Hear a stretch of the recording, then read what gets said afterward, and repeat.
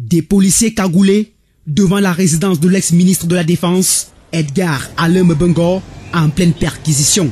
En présence du procureur près du tribunal criminel spécial, sa somptueuse villa au quartier Koweït à Yaoundé passe au peigne fin par les fins limiers de la police judiciaire.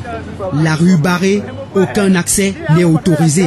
Tous les véhicules sont fouillés avant de faire demi-tour. Nous tournons ces images exclusives en caméra cachée.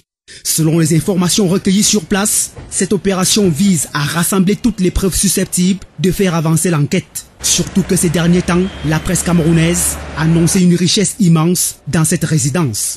16h23, cette Cameroun noire se voit refuser l'accès. Selon notre source, elle appartient à un certain Richard, ici en polo vert citron, neveu d'Edgar Alem Bengor. Selon l'entourage, c'est lui qui avait mis dans une cage à chiens un journaliste du quotidien Le Jour, jour que son oncle est sorti du gouvernement.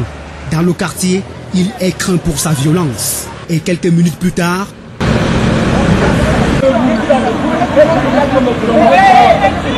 l'homme à tout faire d'Edgar Alem Bengor se met à l'œuvre. Avec ses complices, ils agressent violemment sans raison aucune l'équipe des reporters de Vision 4.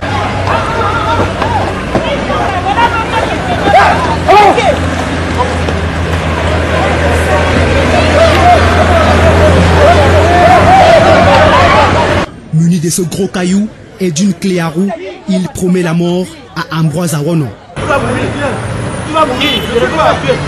Lequel reporter s'en sort avec une blessure grave sur la tête. Parmi ses complices, ce monsieur en rouge se présentant comme un maire et cet autre en veste noire se dit avocat. Dans la foulée, le neveu de Bengor prendra la fuite. Au moment où nous quittons les lieux, la perquisition est toujours en cours en présence d'Edgar Alem Bengor. Sa villa est tellement immense, confie notre source. Après sa résidence, ce sera le tour de la société de location de véhicules de sa femme, dénommée Limousine Prestige, d'être perquisitionnée.